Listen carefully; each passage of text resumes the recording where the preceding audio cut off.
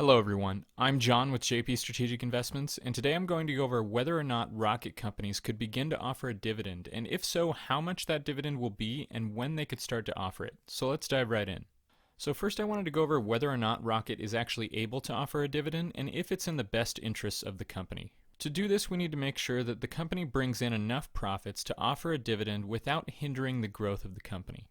So if we take a look at Rocket's net income, we can see that they have brought in over $6 billion in the last 2 quarters alone. Now obviously interest rates are at all-time highs right now, which is driving record refinances, and that won't last forever. That being said, interest rates should stay low for at least the next year or so, allowing Rocket to add to their already large pile of cash on the balance sheet. Not only that, but Rocket is not nearly as dependent on low interest rates as many investors think. If you aren't quite convinced about this, I go over all of the details in another video, which I'll link in an info card here and put in the description below so you can check it out after the video.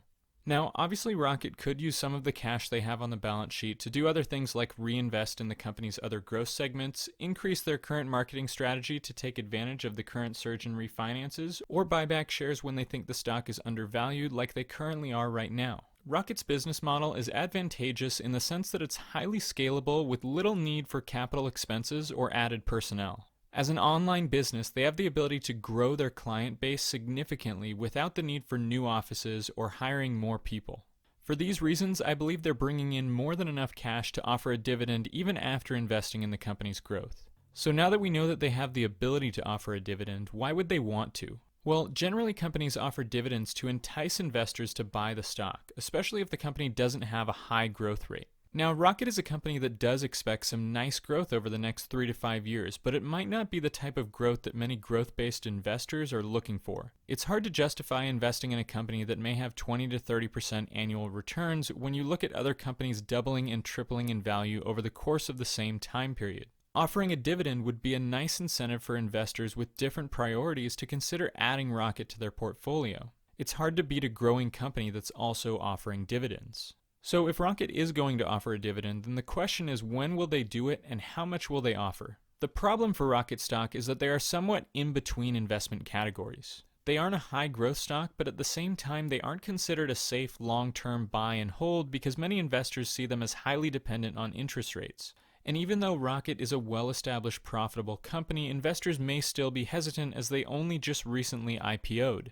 This means that a dividend might be the perfect thing to get investors to see value in adding the stock to their portfolio. I wouldn't be surprised if Rocket announced a dividend within the next 2 years, although they will most likely wait until after they've completed their share buybacks so that they can reap the benefits of an increase in demand for the stock after the announcement.